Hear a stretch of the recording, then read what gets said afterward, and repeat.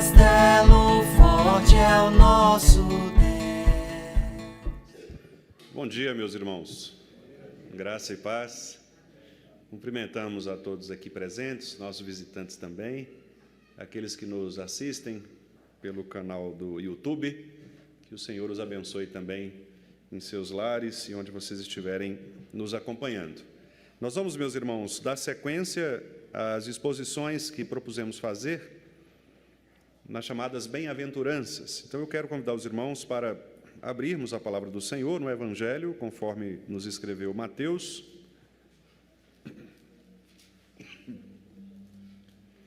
No capítulo 5, hoje nós trataremos da primeira das bem-aventuranças, aquela que inaugura esta série, e ela está registrada no versículo 3. No sermão anterior, nós apresentamos aos irmãos a motivação do nosso Senhor Jesus Cristo ao proferir este que é o primeiro sermão do Evangelho de Mateus. Eu disse aos irmãos que nós temos 5 grandes sermões de Jesus Cristo neste Evangelho, e este é o primeiro, no qual o Senhor, então, apresenta para os seus discípulos aquilo que é o seu próprio reino, a inauguração do seu reino. Logo em seguida, ele falará sobre o próprio reino, o que é o reino do Senhor, de que maneira os súditos desse reino devem viver. E Jesus, então, mostrará na sequência que estes súditos deste reino sofrerão neste mundo algumas perseguições, mas ao final de tudo eles serão também aperfeiçoados. Aliás, como a resposta que nós acabamos de ler no Catecismo Maior. A Igreja Invisível do Senhor, que é composta por aqueles que nós não conhecemos, por isso ela é invisível, todos os santos, todos os crentes de todas as épocas, esta igreja será finalmente aperfeiçoada no retorno do nosso Senhor Jesus Cristo, que é o que todos nós esperamos. Então, o Evangelho de Mateus narra todas essas etapas, todos esses momentos, desde a inauguração do reino, a chegada de Jesus Cristo, aqueles que entram no reino do Senhor, e depois todo o processo de perseguição, todo o processo de renúncia, até que finalmente nós sejamos, então, contemplados com esta graça maravilhosa que é morarmos definitivamente com o nosso Deus. Eu quero convidar, então, os irmãos para que leiamos juntos o versículo 3 de Mateus 5. Leiamos, meus irmãos. Bem-aventurados os humildes de espírito, porque deles é o reino dos céus. Mais uma vez. Bem-aventurados os humildes de espírito, porque deles é o reino dos céus. Vamos orar?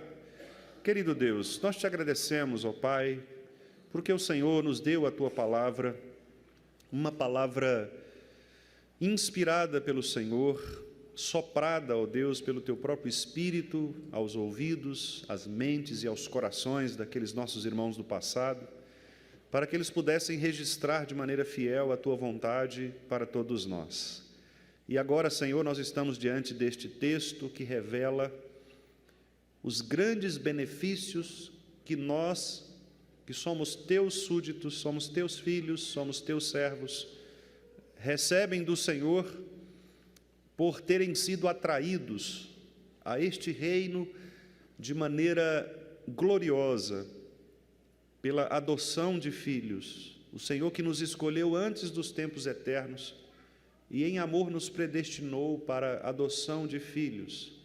E agora nós podemos, de fato, clamar ao Senhor, Abba, Pai, entrarmos na Tua presença, chamando o Senhor de Pai Nosso, declamando e cantando, venha sobre nós o Teu reino, Senhor. Ó Deus, muito obrigado, porque o Senhor nos inseriu no Teu reino, e agora o Senhor nos derrama bênçãos sem medida. Como diz o apóstolo Pedro, todas as coisas que são necessárias para a vida e para a piedade nos têm sido doadas pelo Senhor em Cristo Jesus.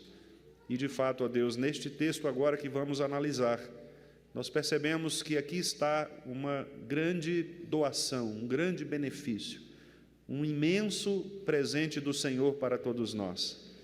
somos chamados agora de bem-aventurados, porque o Senhor nos chamou para si, e nós queremos, ó Deus, que o Senhor nos ensine a cada vez nos tornarmos mais próximos, mais íntimos, mais piedosos, para que cada vez mais estas bem-aventuranças se façam reais em nossas vidas e que nós possamos, ó Deus, por meio delas também anunciar às outras pessoas tudo aquilo que o Senhor nos tem presenteado.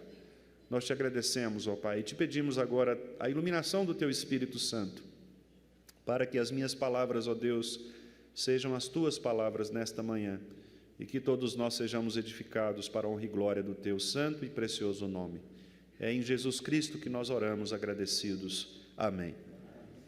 Meus amados irmãos, nós vamos dividir então esta bem-aventurança em 2 sermões. Agora pela manhã eu farei uma introdução e à noite, com a graça de Deus, completarei com a sequência desta bem-aventurança.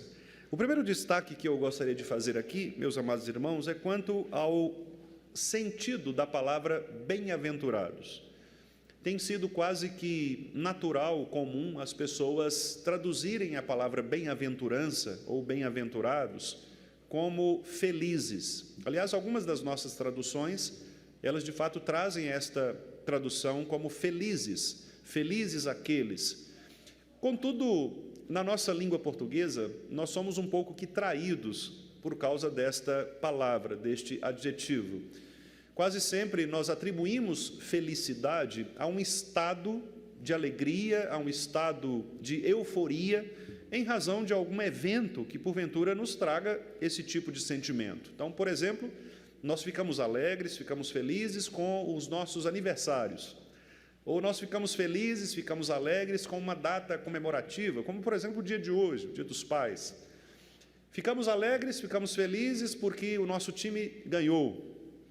Ficamos felizes por N razões, porque fomos presenteados, fomos agraciados de alguma maneira, porque um filho nasceu, porque um casamento aconteceu.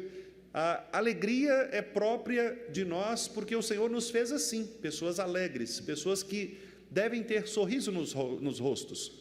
Contudo, esta palavra, ou esse estado de alegria e de felicidade, conforme nós comumente destacamos, não é o que melhor significa o termo bem-aventurados ou bem-aventurança. Na verdade, o termo bem-aventurados na Bíblia diz respeito a uma condição de alguém que recebe uma quantidade de benefícios que o faz plenamente preenchido de tudo aquilo que ele precisa para, de fato, ser feliz. É uma porção de coisas, é uma quantidade de bênçãos, é um pacote de qualidades, virtudes, atribuições, condições que nós recebemos e que nos completa, de maneira que nada nos falta. É por isso, por exemplo, que o salmista, no Salmo 23, nos diz: o Senhor é o meu pastor e nada me faltará. Obviamente, se nós tomarmos esta expressão do salmista para considerarmos circunstâncias quaisquer da nossa vida, nós poderíamos pensar, mas alguma coisa nos falta. Por exemplo, em algum momento nos falta saúde.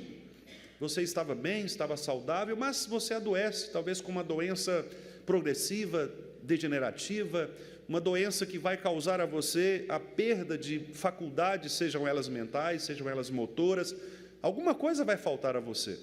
Talvez te falte dinheiro, talvez seja um momento de crise, um momento em que você esteja passando uma privação econômica, financeira, e você precisa talvez até vender algum bem, ou talvez aumentar a sua renda trabalhando mais horas extras do que você já trabalha, para ampliar esta situação.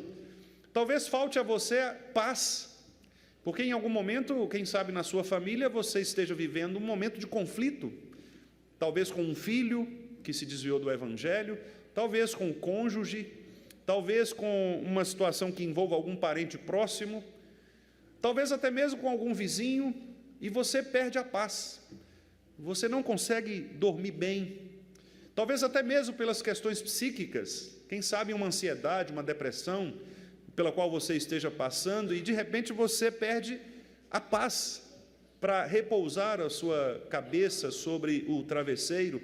Então, Como entender o que Davi disse quando ele afirmou: o Senhor é o meu pastor, nada me faltará? É porque Davi não estava pensando nestas circunstâncias corriqueiras, comuns da vida.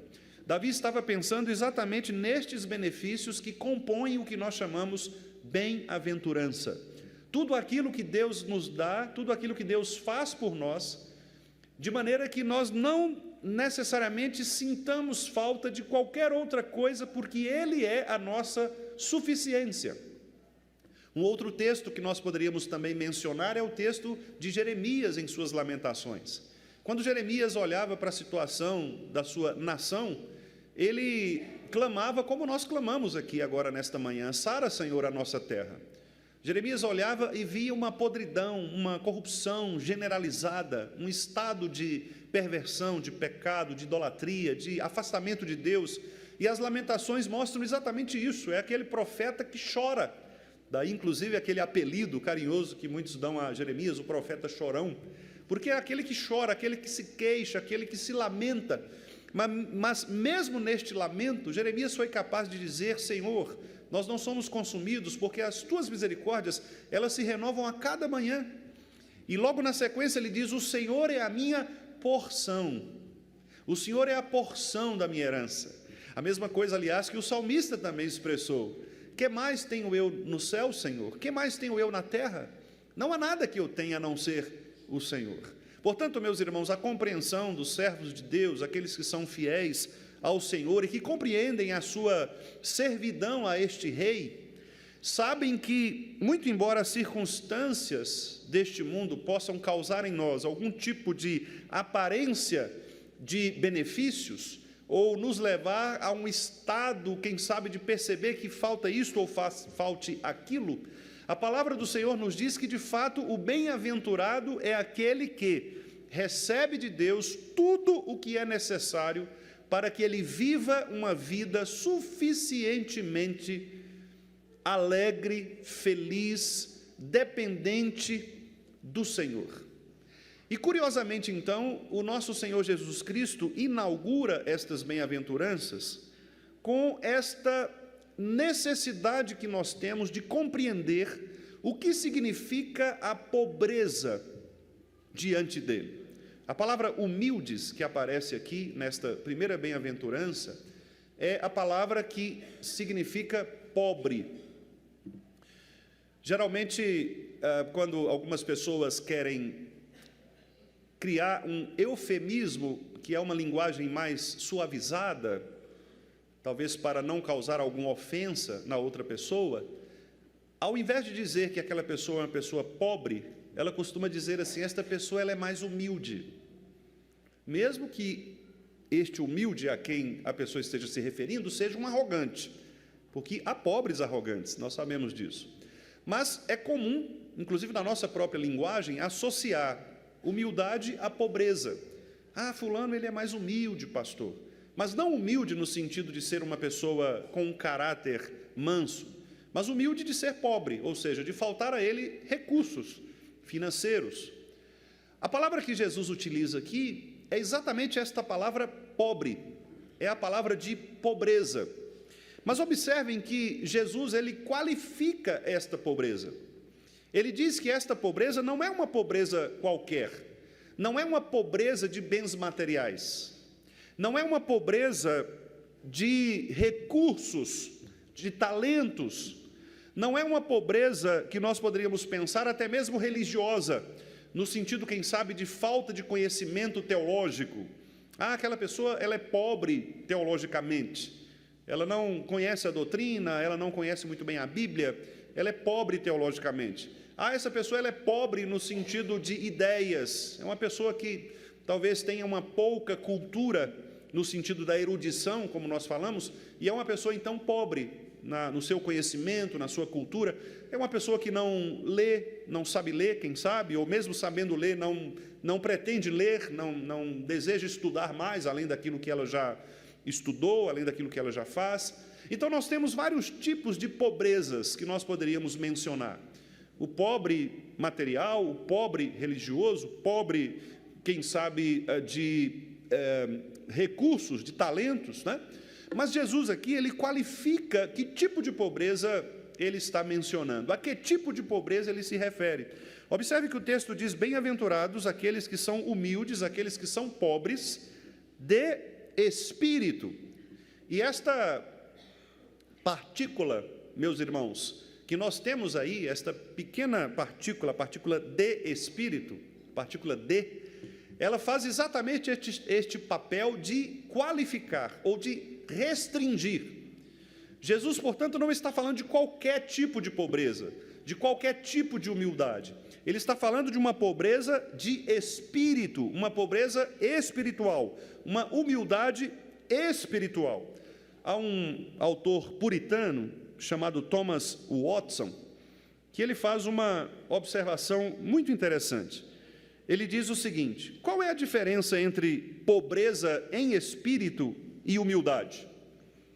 Qual é a diferença da pobreza em espírito e a verdadeira humildade?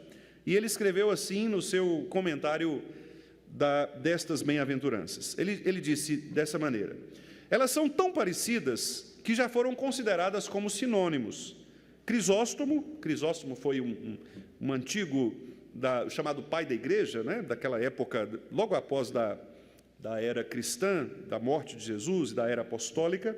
Crisóstomo, por pobreza em espírito, entende humildade. No entanto, diz o Thomas Watson, acho que há uma diferença. Elas diferem como causa e efeito. Acredito que a pobreza em espírito é a causa da humildade. Veja que interessante. Pois quando um homem vê a sua necessidade de Cristo e como vive das esmolas da livre graça de Deus, isso o torna humilde. Aquele que é sensível à sua própria nulidade e miséria, abaixa a cabeça em humildade. A humildade é flor perfumada que cresce a partir da pobreza em espírito. Olha que interessante. Então, o que o Watson quer dizer, e concordo com ele nesta interpretação, é que a pobreza espiritual, ou a humildade espiritual, é a primeira condição do verdadeiro servo de Deus. É a primeira necessidade de alguém que foi chamado por Deus. Por quê, meus amados irmãos? Porque para aceitar o senhorio de Deus e de Cristo nas nossas vidas, o primeiro passo é reconhecer a nossa miséria. Por isso, nosso Senhor Jesus Cristo relacionou esta pobreza de espírito com o negar a si mesmo, com aquilo que nós chamamos de renúncia. E renunciar a nós mesmos para reconhecermos o senhorio do nosso Senhor Jesus Cristo é estar livre, é abandonar todo e qualquer recurso que nós tenhamos, espiritualmente falando. Lembre-se de Paulo, por exemplo. O apóstolo Paulo tinha vários recursos. Recursos como cidadão, ele era um cidadão romano, amparado pelas leis. Ele tinha recursos acadêmicos muito interessantes. Paulo era formado numa das principais escolas da época, sabia várias línguas, ele era um poliglota. Nós poderíamos dizer que Paulo era um filósofo de sua época, como nós temos hoje no nosso país e fora alguns grandes filósofos, alguns grandes nomes que discutem nas grandes academias. Paulo não perdia absolutamente nada para ninguém da sua época. Ele poderia facilmente discutir com aqueles grandes filósofos oriundos de Atenas. Se ele tivesse vivido, talvez, quem sabe, na época de Sócrates, 5 séculos antes de Cristo, muito provavelmente Paulo estaria ali dentre estes. Talvez nós lêssemos os escritos de Paulo como lemos hoje, por exemplo, os escritos de Platão, porque Paulo era um grande filósofo. Tanto isso é verdade que nas próprias cartas de Paulo, ele dialoga com estes filósofos. Ele cita termos que esta cultura grega da filosofia citava. Contudo, quando Paulo recebeu a Cristo, o Senhor, ele claramente diz que renunciou todas estas coisas.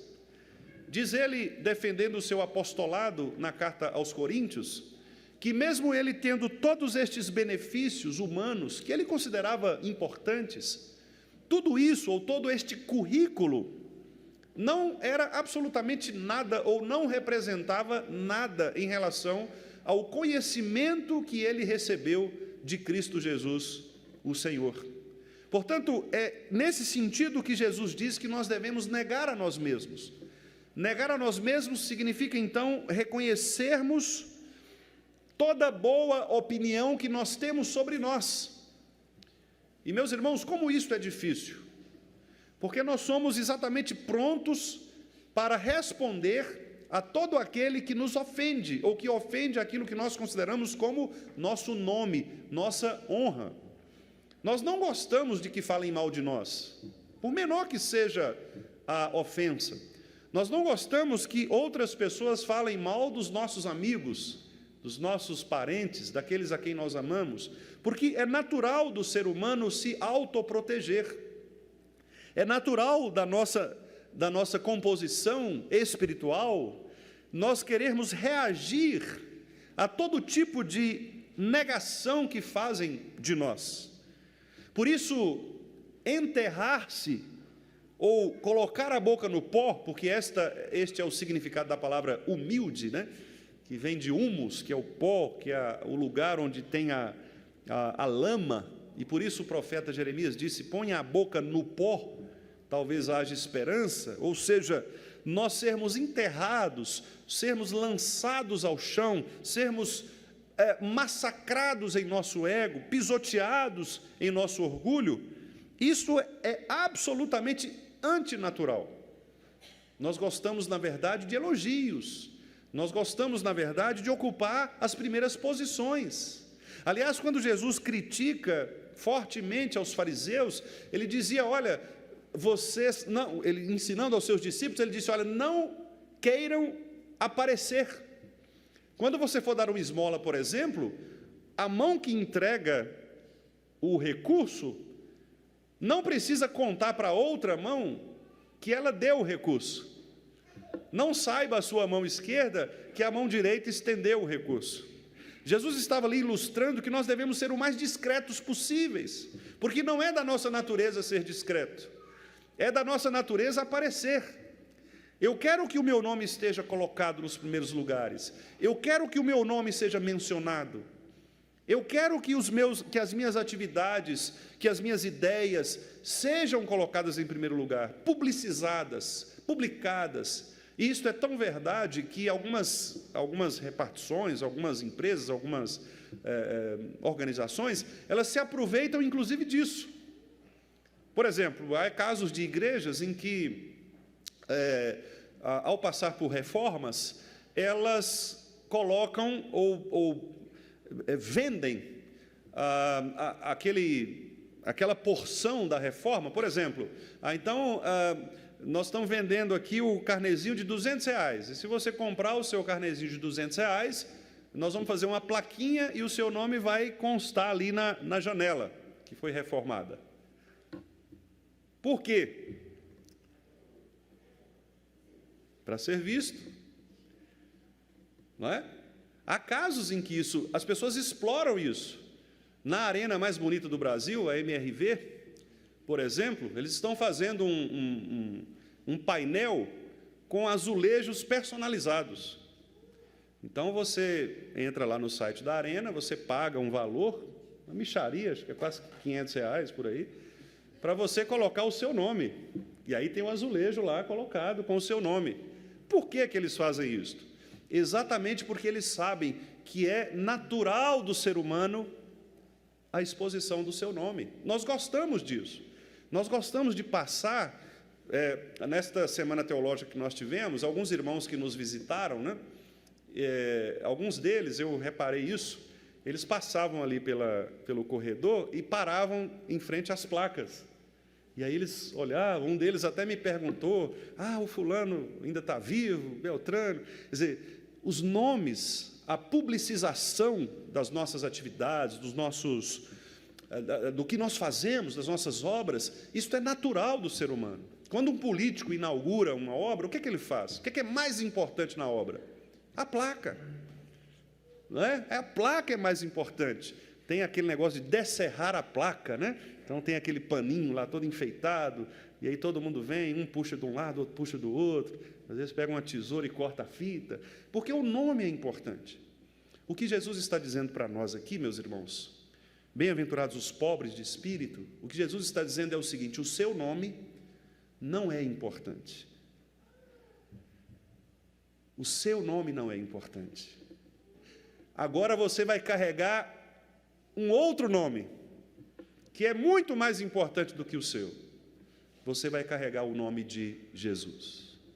Você vai pertencer a um reino cuja característica é levar o nome de Cristo, é expandir o nome de Cristo, é mostrar às pessoas quem é o seu Senhor. E é por isso que, como eu estava dizendo, Jesus recriminou os fariseus, dizendo: se vocês querem fazer como aqueles que gostam de aparecer, então orem de pé, sentem-se nos primeiros lugares, nada se referindo aos irmãos que sentam, né, nos primeiros bancos, mas é porque aqueles gostavam de sentar nos primeiros bancos para serem mencionados pelos homens, serem mencionados. Eu me lembro de uma vez que eu fui a uma reunião do Supremo Concílio, e na época o presidente da República era o vice-presidente, melhor dizendo, era o Marco Maciel. Isso vai denunciar um pouco da minha idade, né? Mas eu sou novo, é porque isso aí eu... Né? Marco Maciel era o vice-presidente da República. E ele foi, a reunião foi em Brasília, o pregador naquela ocasião foi o Caio Fábio. Quer dizer, olha quanto tempo tem isso, né?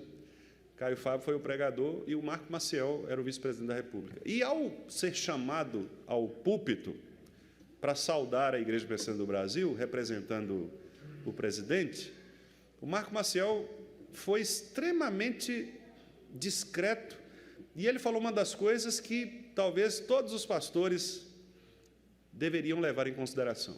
Ele disse assim: olha, eu estou aqui e serei breve, porque eu entendo que púlpito é lugar para pastor, palanque é lugar para político.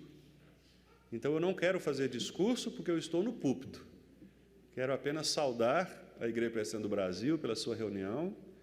E aí falou algumas coisas ligadas à religião, né, agradecendo. Foi brevíssimo. E naquela ocasião foi até interessante, porque os pastores que estavam ali, ladeados, tinham um comportamento exatamente oposto a esse. Ou seja, Deus usou um vice-presidente da República, que até então não professava a fé evangélica, para repreender os pastores evangélicos com relação ao posicionamento do púlpito e do palanque, a fazer essa distinção igreja-estado, já naquela ocasião. E aquilo me marcou muito, exatamente para mostrar que Deus não nos chama, meus amados irmãos, para sermos famosos. Deus não nos chama para sermos pessoas de uma publicidade para carregar o nosso nome. Deus nos chama para negar a nós mesmos. Veja, mais uma vez, eu quero citar o grande puritano Thomas Watson. Ele diz assim: assim como a melhor criatura foi feita do nada, assim também, quando um homem se vê como nada, desse nada, Deus faz uma criatura muito bela. Esse é o método usual de Deus, tornar um homem pobre em espírito e depois enchê-lo com as graças do Espírito. Assim como lidamos com um relógio, desmontamo-lo primeiro e depois ajustamos todas as engrenagens e pinos, assim também o Senhor, primeiramente, desmonta um homem, mostra-lhe sua condição perdida e depois o coloca em ordem. É exatamente isto que significa a pobreza de espírito, a humildade de espírito. É nós nos reconhecermos nada. Eu lembro também de uma citação do evangelista Dwight Moody, em que ele disse certa vez que o início da grandeza é ser pequeno, o acréscimo à grandeza é ser menos, e a perfeição da grandeza é ser nada. Ou seja, quando nós achamos que somos alguma coisa, nós já estamos pecando contra o Senhor. Por isso Paulo, instruindo aqueles irmãos, disse: ninguém pense de si mesmo o que não convém, além do que convém. Porque nós somos assim, meus irmãos. O pastor Donald Carson, certa vez, ilustrou isso com a fotografia de um álbum de formatura. O Carson disse assim: quando você tira uma foto, e aí vamos pensar, por exemplo, em formatura, ou mesmo em algum evento, né? Vamos ter aqui um congresso da mocidade, então todo mundo aqui na frente, tira a foto. E aí o Carson pergunta assim: quando você vê a foto revelada, a foto lá, hoje é digital, né? Quem que você olha primeiro? Você. Deixa eu ver como é que eu... tá feio demais. Você se olha. Por quê? Porque isso é natural do ser humano. Nós queremos nos ver. Nós queremos que o nosso nome seja glorificado. E o que o salmista disse no Salmo 115? Não a nós, Senhor, não a nós, mas ao teu nome da glória. Este é o ponto mais difícil da vida cristã. É nós nos reconhecermos como nada. Nós percebermos que tudo que nós temos, todos os nossos recursos, a nossa inteligência, os nossos bens, seja o que for, são provenientes do Deus que nos sustenta, da providência de Deus e não de nós mesmos. Todas as vezes que nós queremos colocar o nosso nome acima do nome de Deus, nós cometemos o pecado da idolatria. E o pecado da idolatria é exatamente o oposto direto da humildade ou da pobreza de espírito que Jesus menciona aqui neste texto. Ser pobre de espírito, portanto, meus irmãos, nos capacita para recebermos todas as graças de Deus. É quando nós percebemos que estamos completamente vazios, é que Deus se dispõe a nos encher. Se você achar que está pronto, Deus não precisa fazer nada com você. Lembre-se do que Jesus disse àquelas pessoas de sua época: olha, eu não vim para salvar, para curar aqueles que já estão sãos, aqueles que se acham. Eu vim para aqueles que são pobres mesmo. E ali Jesus não estava se referindo à pobreza material, obviamente. Jesus estava se referindo a esta pobreza aqui. Ele está dizendo: olha, eu não vim para aquelas pessoas que se acham autossuficientes, porque elas não vão me reconhecer. Eu vim para aqueles que se reconhecem miseráveis. Como o salmista Davi declamou: Senhor, eu sou pobre, miserável, cego, nu, eu não tenho nada, não sou ninguém, eu preciso de Ti, como nós cantamos aqui agora há pouco. A declaração de que nós precisamos do Senhor deve ser uma declaração constante. Nós de fato precisamos do Senhor. Um dos nossos hinos também nos ensinam: careço de Jesus, de Ti, ó Salvador. Nós precisamos de Deus, nós somos carentes, porque o homem em pecado, ele carece da glória de Deus, ele está destituído da glória de Deus. Naturalmente, nós somos pessoas inúteis, muito embora a nossa cultura e a pregação evangelical, muitas vezes triunfalista, com a qual nós estamos acostumados a ouvir e ver, nos dizem aí que, na verdade, nós temos valor, nós temos isto ou temos aquilo. Não, meus irmãos, a Bíblia nos ensina que o primeiro caminho, o primeiro degrau para a vida cristã é o reconhecimento de nossa total pobreza.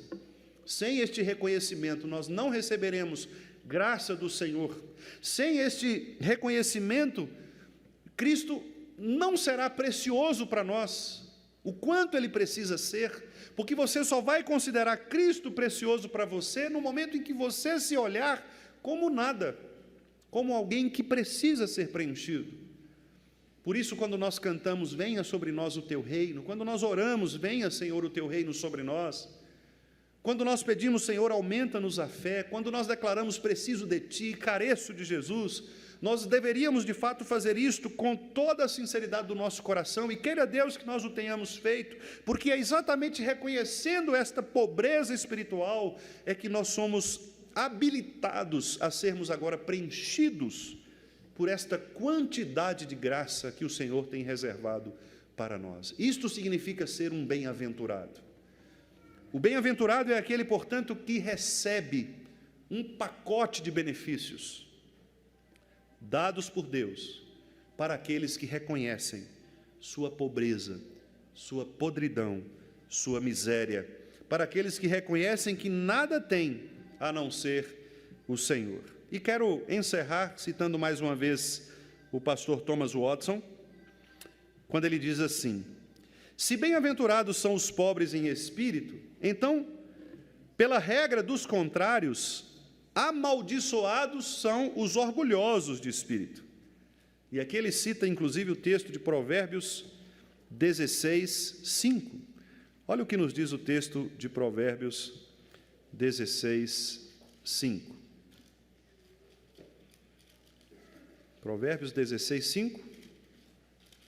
Salomão diz assim: abominável é ao Senhor todo arrogante de coração. É evidente que não ficará impune. Abominável é ao Senhor todo arrogante de coração. Por quê? Porque o arrogante de coração é aquele que não se rende a Cristo. E então o pastor Watson continua dizendo: há homens que praticam idolatria consigo mesmos. Não existe nenhum ídolo como o eu. Eles admiram as suas próprias qualidades, moralidades, justiça, e depositam a esperança de sua salvação nessas coisas. Existem muitos que são bons demais para ir para o céu. Bons demais, se acham o padrão de moralidade. Eles são autossuficientes e não precisam viver de esmolas ou se tornarem devedoras de Cristo.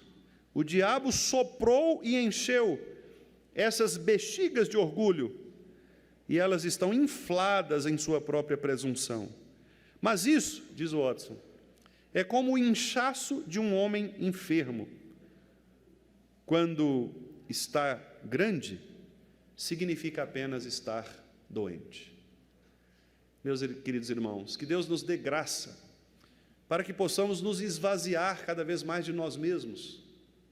O nosso Senhor Jesus Cristo nos deu o exemplo, mesmo sendo Deus, esvaziou-se, tomando a forma de homem. Isso é caracterizado, e nós chamamos isso na teologia, de humilhação de Cristo. Como Cristo se humilhou, tornando-se homem. Como nós nos humilhamos? Tornando-nos o nada, reconhecendo que nada somos, nada temos, senão aquilo que recebemos do Senhor. Você deseja ser preenchido da graça de Deus? Você deseja receber o pacote de benefícios que o Senhor reservou para a sua vida? Então, comece reconhecendo sua miséria, sua necessidade. Comece reconhecendo que você não é nada diante desse Senhor. Comece reconhecendo que você estaria condenado ao inferno, de que você merece a morte por causa dos seus pecados, de que você merece a condenação. Ponha a boca no pó, clame ao Senhor, reconheça-se miserável e diga: Senhor, tem compaixão de mim, porque sou pecador.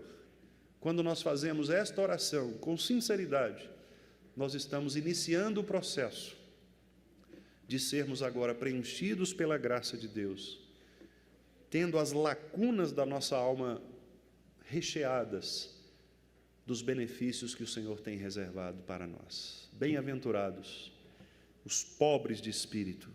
Que o Senhor, meus irmãos, nos abençoe e que o Senhor nos torne mesmo humildes, pobres, para que possamos buscar nele os recursos necessários para a nossa vida.